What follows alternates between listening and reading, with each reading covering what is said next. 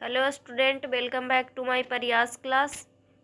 आपका प्रयास क्लास में स्वागत है। हम लोग पढ़ रहे थे स्टूडेंट इडुटेरिया के द्वारा जो है बीपीएससी एईडीओ का प्रैक्टिस सेट निकाला गया है, उसी को जो है हम लोग डिस्कस कर रहे थे। और इसमें जो है टोटल 20 प्रैक्टिस सेट दिया हुआ है, जिसमें से जो है हम लोग जनरल स्टडीज का प्रैक्टिस सेट पढ़ रहे थे।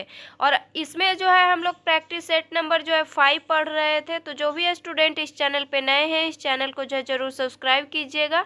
और जिनका भी अभी बीपीएससी एईडीओ का एग्जाम है, उनके लिए जो है ये प्रैक्टिस सेट का क्वेश्चन इंपॉर्टेंट है, तो इस वीडियो को जो है पूरा देखिएगा। प्रैक्टिस सेट नंबर 5 में जो है हम लोग पिछले वीडियो में जो है हम लोग 50 क्वेश्चन पढ़ चुके थे, और आज जो 50 क्वेश्चन बचा हुआ है उसको जो है हम लोग पढ़ेंगे। तो आज जो है हम लोग पढ़ेंगे स्टूडेंट, वो पढ़ेंगे क्वेश्चन नंबर 53। तो किस अनुच्छेद के अंतर्गत अध्यक्ष सदन के किसी सदस्य को उसकी मातृभाषा में बोलने की इजाजत दे सकता है? तो किस अनुच्छेद के अंतर्गत जो है अध्यक्ष सदन के किसी सदस्य को उसकी मातृभाषा में बोलने की इजाजत दे सकता है? तो ये जो है दे सकता है स्टूडेंट आर्टिकल 120(1). तो इसका आंसर हो जाएगा option number C. Next question है क्वेश्चन नंबर 54।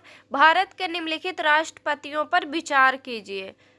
तो फर्स्ट में दिया हुआ है फखरुद्दीन अली अहमद, सेकंड में दिया हुआ है नीलम संजीव रेड्डी, थर्ड ऑप्शन है डॉक्टर जाकिर हुसैन, और फोर्थ ऑप्शन है बीबी गिरी।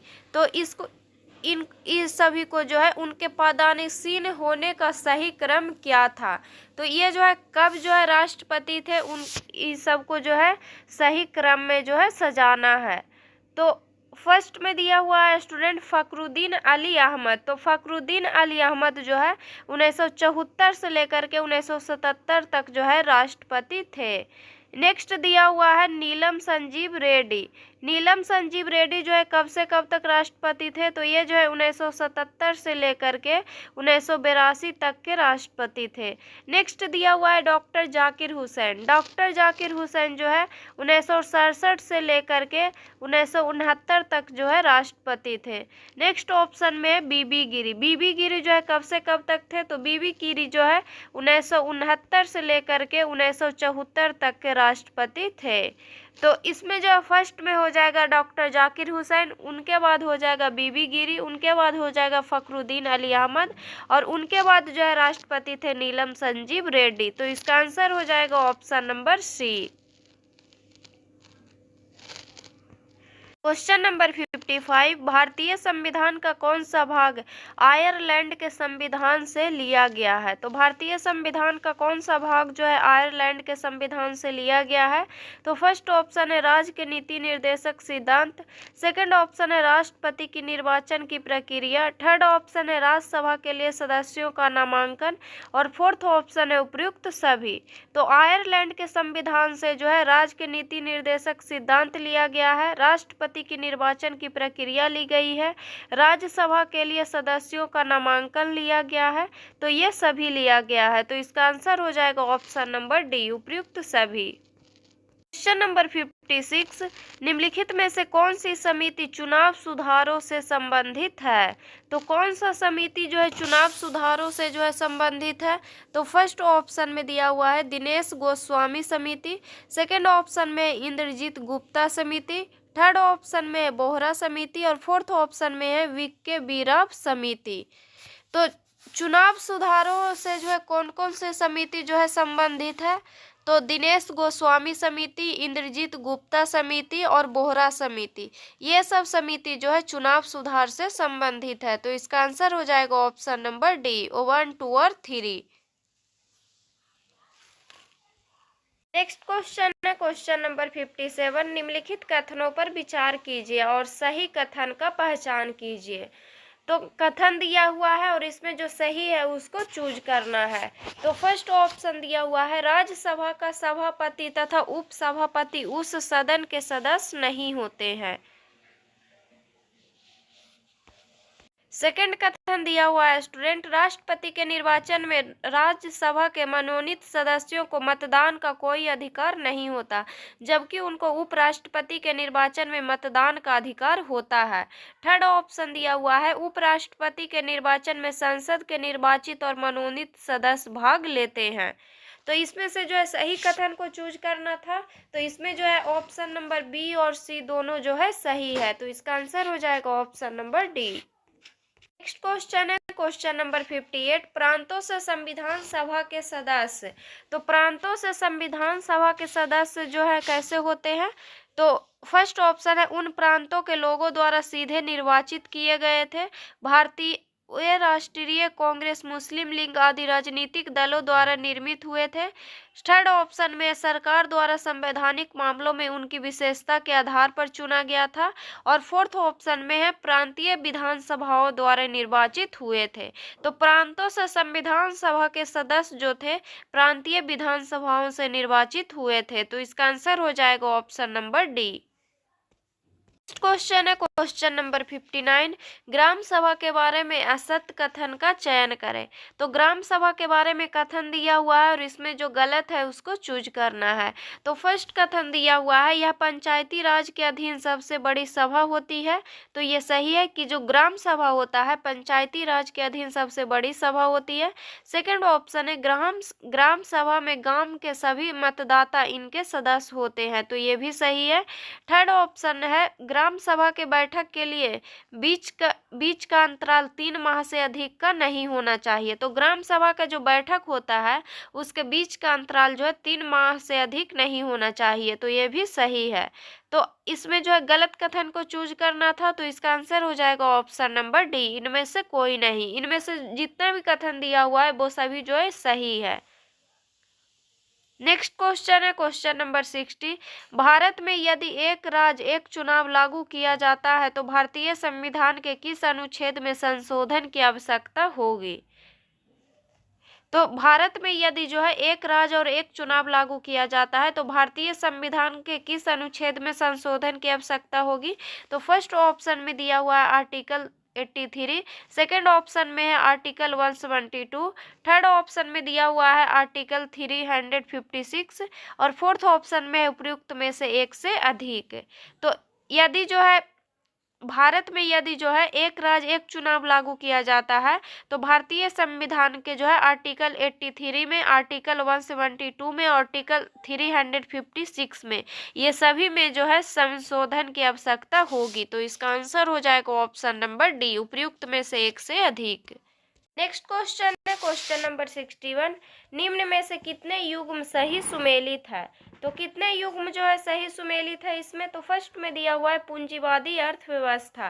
तो पूंजीवादी अर्थव्यवस्था में दिया हुआ है मांग एवं पूर्ति का बाजार की शक्तियों पर निर्भर होना।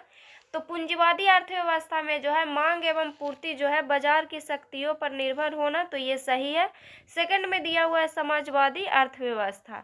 समाजवादी अर्थव्यवस्था में दिया हुआ है वस्तुओं एवं सेवाओं का वितरण लोगों की आवश्यकता के आधार पर होता है।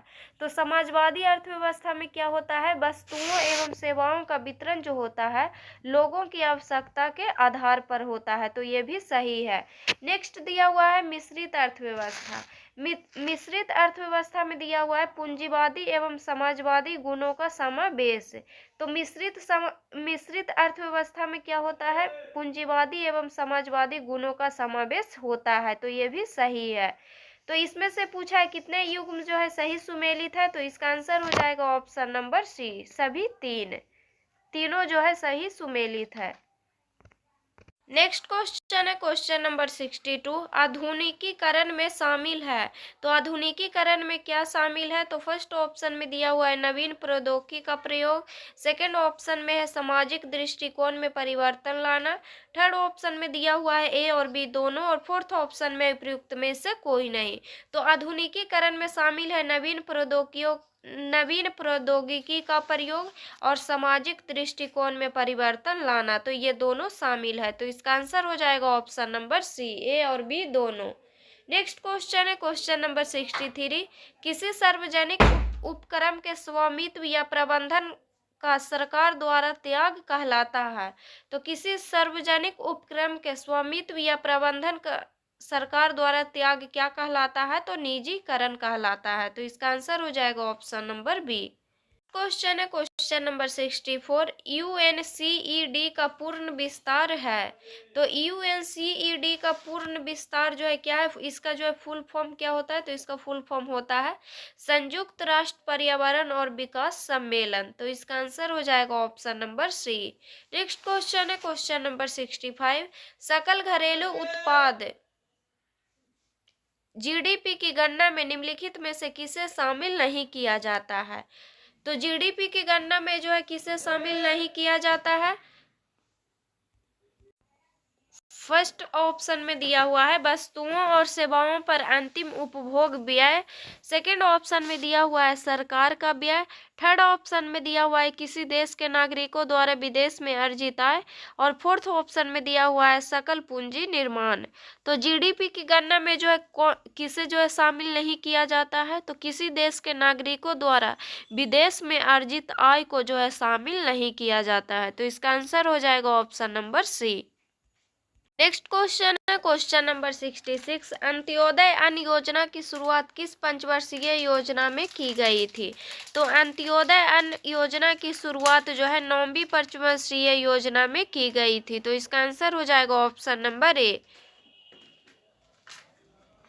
और अंत्योदय अन्न योजना जो है कब शुरू किया गया था? तो ये योजना जो है 2000 में शुरू किया गया था।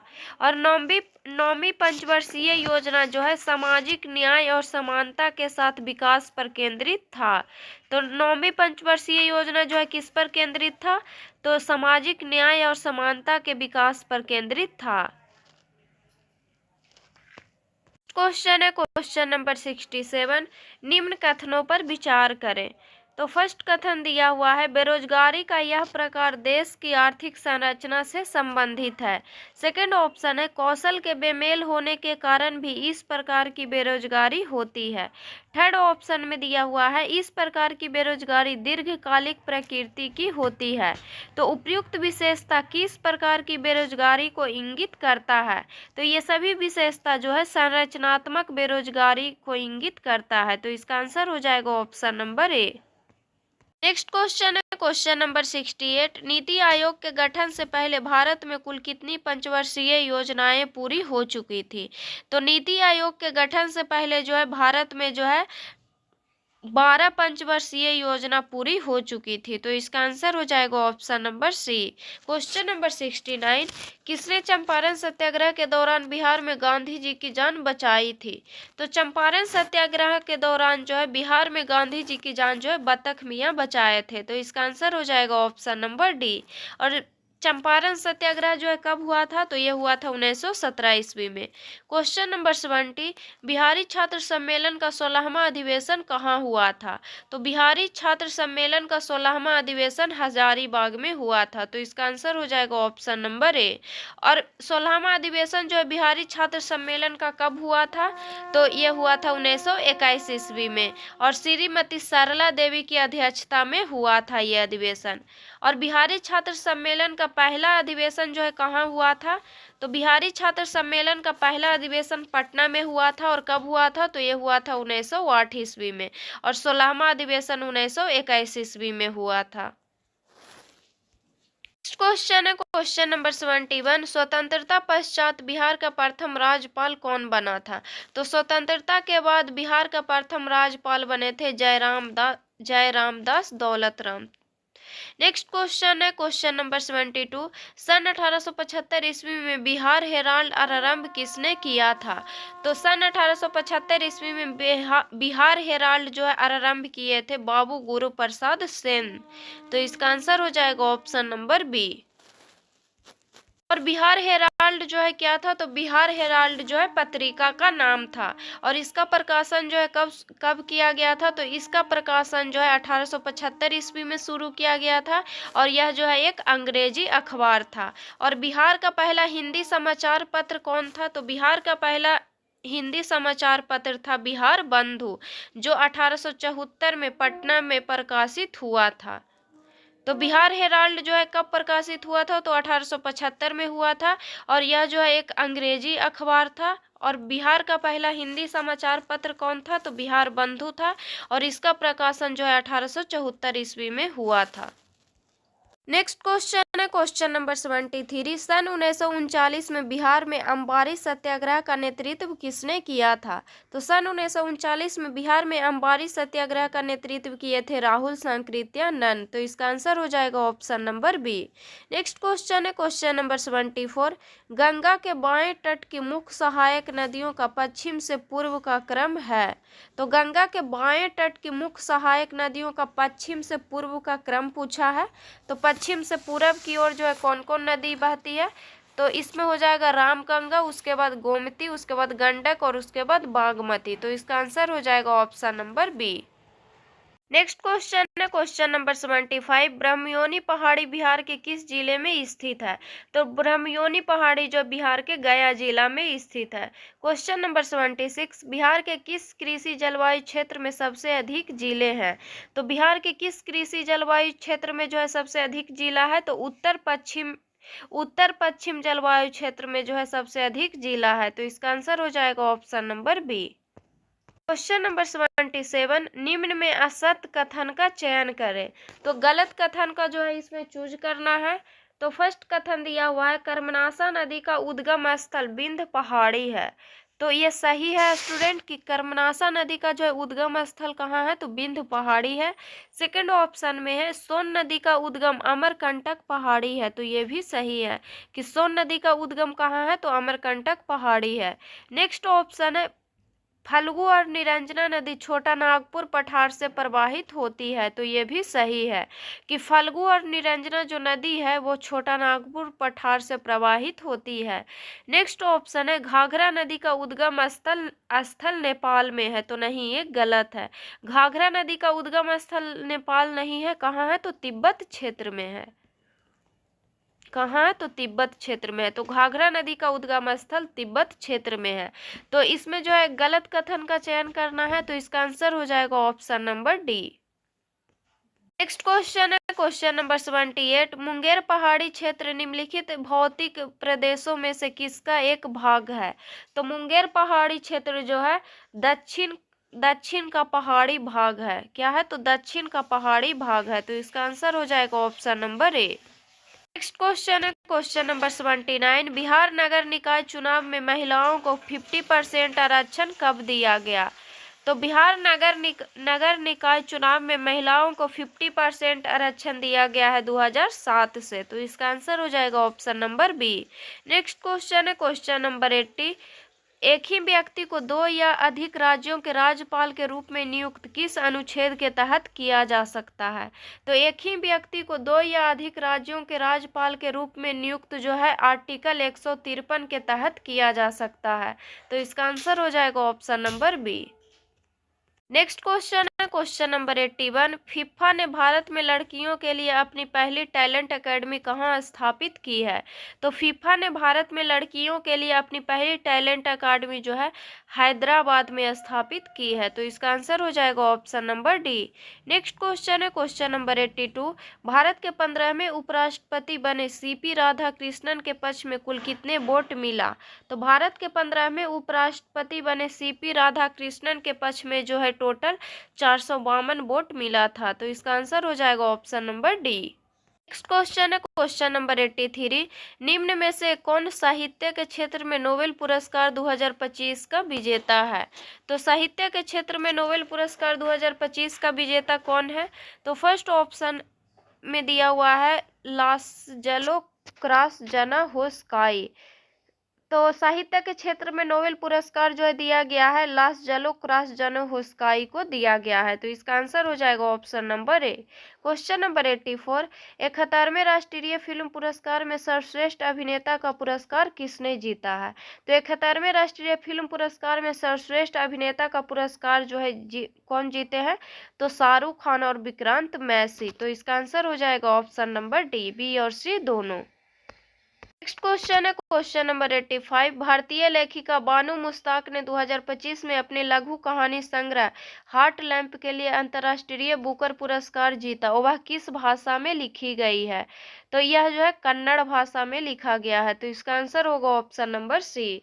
नेक्स्ट क्वेश्चन है क्वेश्चन नंबर 86। संघाई सहयोग संगठन का 25वां राष्ट्राध्यक्ष शिखर सम्मेलन 31 अगस्त से 1 सितंबर 2025 तक कहाँ आयोजित हुआ है? तो ये आयोजित हुआ है तियानजिन में। और तियानजिन कहाँ पड़ता है? तो चीन में। Question number 87। चौथी भारत मध्य एशिया वार्ता का आयोजन कहाँ हुआ? तो चौथी भारत मध्य एशिया वार्ता का आयोजन कहाँ हुआ है? तो ये हुआ है नई दिल्ली में। Question number 88। निम्नलिखित कथनों पर विचार करें और सही कथन चुने। तो कथन दिया हुआ है और इसमें जो सही है उसको चूज करना है। तो फर्स्ट कथन दिया हुआ है 16वें वित्त आयोग के अध्यक्ष डॉक्टर अरविंद पनघड़िया हैं। तो ये सही है कि 16वें वित्त आयोग के अभी अध्यक्ष कौन है? तो डॉक्टर अरविंद पनघड़िया हैं। सेकंड ऑप्शन है 16वें वित्त आयोग को 1 अप्रैल 2026 से शुरू होने वाली 5 साल की अवधि के लिए अपनी सिफारिश प्रस्तुत करनी है। तो ये भी सही है। थर्ड ऑप्शन दिया हुआ है श्री रविशंकर को 16वें वित्त आयोग का अंशकालिक सदस्य नियुक्त किया गया है। तो ये भी सही है। तो 16वें वित्त आयोग के अभी अध्यक्ष कौन है? तो अरविंद पनघड़िया है। और 16वां वित्त आयोग जो है कब से कब तक चलेगा? तो 2026 से लेकर के 2031 तक चलेगा। और 16वें वित्त आयोग को 1 अप्रैल 2026 से शुरू होने वाली 5 साल की अवधि के लिए अपनी सिफारिश प्रस्तुत करनी है। और श्री रविशंकर को 16वें वित्त आयोग का अंशकालिक सदस्य नियुक्त किया गया है। तो इसमें जो सही कथन को चूज करना था, तो इसका आंसर हो जाएगा ऑप्शन नंबर डी, उपयुक्त सभी। Question number 89। बहुराष्ट्रीय सैन्य अभ्यास खान क्वेस्ट का आयोजन किस देश में किया जा रहा है? तो बहुराष्ट्रीय सैन्य अभ्यास खान क्वेस्ट का आयोजन जो है मंगोलिया में किया जा रहा है। Question number 90। प्रधानमंत्री 3 देशों की अपनी यात्रा में साइप्रस गणराज्य कनाडा के अतिरिक्त किस देश में गए? तो साइप्रस गणराज्य कनाडा और कहाँ गए हैं? तो क्रोएशिया गए हैं। तो इसका आंसर हो जाएगा ऑप्शन नंबर बी। क्वेश्चन है क्वेश्चन नंबर 91। हाल ही में किस उत्तर पूर्वी राज्य ने बहुभाषी शासन को बढ़ावा देने के लिए डिजिटल इंडिया भाषणी डिवीजन के साथ समझौता किया है? तो ये जो है कौन समझौता किया है? तो ये किया है मिजोरम। तो मिजोरम राज्य ने जो है बहुभाषी शासन को बढ़ावा देने के लिए डिजिटल इंडिया भाषणी डिवीजन के साथ समझौता किया है। नेक्स्ट क्वेश्चन है स्टूडेंट क्वेश्चन नंबर 92। निम्नलिखित कथन पर विचार करें और सही कथन चुने। तो फर्स्ट जो है कथन दिया हुआ है राज्यसभा के सभापति श्री जगदीप धनखड़ संसद और राज्यों या संघ राज्य क्षेत्रों के विधायी निकायों की प्राक्कलन समिति के राष्ट्रीय सम्मेलन का उद्घाटन किया। नेक्स्ट ऑप्शन है यह सम्मेलन महाराष्ट्र में आयोजित किया गया। तो इसमें जो सही है उसको चूज करना है। तो फर्स्ट जो है इसमें गलत है स्टूडेंट, क्योंकि लोकसभा अध्यक्ष श्री ओम बिरला ने जो है सांसद और राज्यों या संघ राज्य क्षेत्रों के विधायी निकायों की प्राक्कलन समिति के राष्ट्रीय सम्मेलन का उद्घाटन किए हैं। तो ये जो है गलत है। सेकंड ऑप्शन है यह सम्मेलन महाराष्ट्र में आयोजित किया गया। तो ये सही है। तो इसका आंसर हो जाएगा ऑप्शन नंबर ए, केवल 2 जो है इसमें सही है। नेक्स्ट क्वेश्चन है क्वेश्चन नंबर 93। श्री नारायण गुरु और महात्मा गांधी के बीच ऐतिहासिक वार्तालाप के शताब्दी समारोह का शुभारंभ किसने की? तो श्री नारायण गुरु और महात्मा गांधी के बीच ऐतिहासिक वार्तालाप के शताब्दी समारोह के शुभारंभ कौन किए थे? तो ये किए थे प्रधानमंत्री नरेंद्र मोदी। नेक्स्ट क्वेश्चन है क्वेश्चन नंबर 94। 30 जून को हूल दिवस किस विद्रोह के संस्मरण में मनाया जाता है? तो हूल दिवस जो है संथाल विद्रोह के संस्मरण में मनाया जाता है। तो इसका आंसर हो जाएगा ऑप्शन नंबर बी। और संथाल विद्रोह जो है कब हुआ था? तो संथाल विद्रोह हुआ था 1855-56 ईस्वी में। और हूल का अर्थ क्या होता है? तो हूल का अर्थ होता है विद्रोह या क्रांति। नेक्स्ट क्वेश्चन है स्टूडेंट क्वेश्चन नंबर 95। बिहार के सरकार के आगामी लक्ष्यों के बारे में असत्य कथन का चयन करें। तो बिहार सरकार के आगामी लक्ष्यों के बारे में जो है गलत कथन को चूज करना है। तो फर्स्ट में दिया हुआ है बिहार को पूर्ण विकसित बनाने का लक्ष्य। तो बिहार को पूर्ण विकसित बनाने का लक्ष्य जो है 2047 तक लिया गया है इसका लक्ष्य। तो ये सही है। सेकंड में दिया हुआ है बिहार के हरित आवरण को 17% करने का लक्ष्य। तो बिहार के हरित आवरण को 17% करने का लक्ष्य जो है 2028 तक किया गया है, तो ये भी सही है। नेक्स्ट है बिहार को फाइलेरिया से मुक्त करने का लक्ष्य। तो बिहार को फाइलेरिया से मुक्त करने का लक्ष्य जो है 2047 तक रखा गया है, तो ये भी सही है। नेक्स्ट है बिहार से खसरा रूबेला को खत्म करने का लक्ष्य। तो बिहार से खसरा रूबेला को खत्म करने का लक्ष्य जो है 2025 दिया हुआ है, तो ये गलत है। बिहार से खसरा रूबेला को खत्म करने का लक्ष्य जो है 2026 तक रखा गया है, तो इसका आंसर हो जाएगा option number D. Next question है क्वेश्चन नंबर 96, किस शहर में 34वां ग्रीष्मकालीन ओलंपिक खेल का आयोजन किया जाएगा। तो 34वां ग्रीष्मकालीन ओलंपिक खेल का आयोजन जो है लॉस एंजलिस में किया जाएगा, तो इसका आंसर हो जाएगा option number A. Next question है स्टूडेंट क्वेश्चन नंबर 97, वन स्थिति रिपोर्ट 2023 के बारे में सत्य कथन का चयन करें। तो वन स्थिति रिपोर्ट 2023 के बारे में कथन दिया हुआ है और उसमें जो सही है उसको चूज करना है। तो फर्स्ट कथन दिया हुआ है वन स्थिति रिपोर्ट 2023 के अनुसार बिहार का वन आवरण 7532.45 वर्ग किलोमीटर है, तो ये सही है कि वन स्थिति रिपोर्ट 2023 के अनुसार बिहार का वन आवरण कितना है, तो 7532.45 वर्ग किलोमीटर है।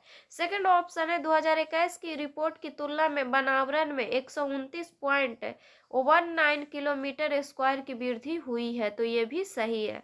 थर्ड ऑप्शन दिया हुआ है सर्वाधिक वन आवरण वाला जिला कैमूर है, तो ये भी सही है कि सर्वाधिक वन आवरण वाला जिला भी कौन है, तो कैमूर है। तो इसमें पूछा था सही कथन को चूज करना था, तो इसका आंसर हो जाएगा ऑप्शन नंबर डी, उपयुक्त में से सभी। नेक्स्ट क्वेश्चन है स्टूडेंट क्वेश्चन नंबर 98, लोक संवर्धन पर्व का उद्घाटन केंद्रीय अल्पसंख्यक कार्य मंत्री किरेन रिजिजू ने कहाँ किया है। तो इसका उद्घाटन जो है किरेन रिजिजू ने किए थे नई दिल्ली में। क्वेश्चन नंबर 99, बिहार में रामसर स्थलों की कुल संख्या कितनी है।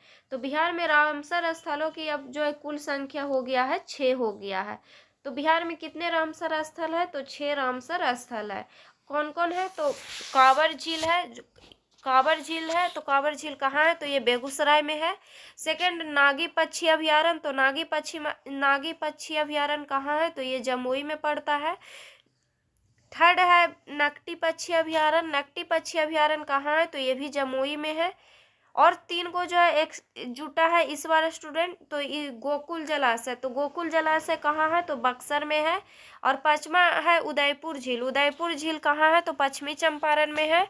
और 6ठा है गोगाबिल झील, गोगाबिल झील कहाँ है, तो कटिहार में है। तो बिहार में रामसर स्थल की कुल संख्या कितना है, तो 6 है। क्वेश्चन नंबर 100, निम्न में से कौन रेल संपर्क वाली पूर्वोत्तर की चौथी राजधानी बन गई है। तो रेल संपर्क वाली पूर्वोत्तर की चौथी राजधानी कौन बनी है, तो ये बनी है आइजोल, तो इसका आंसर हो जाएगा option number D. Practice set number 5 में 100 क्वेश्चन दिया हुआ था, उसको जो है हम लोग पढ़ चुके हैं। नेक्स्ट वीडियो में जो है हम लोग प्रैक्टिस सेट नंबर 6 पढ़ेंगे। तो अगर वीडियो अच्छा लगे तो वीडियो को लाइक कीजिएगा और चैनल को सब्सक्राइब कीजिएगा। और जो भी स्टूडेंट इस चैनल पे नए हैं इस चैनल को जो है ज़रूर सब्सक्राइब कीजिएगा। और जिनका भी अभी बीपीएससी AEDO का एग्ज़ाम है उनके लिए जो है ये क्वेश्चन इंपॉर्टेंट है, तो इसको जितना हो सके उतना आप रिविजन कीजिएगा।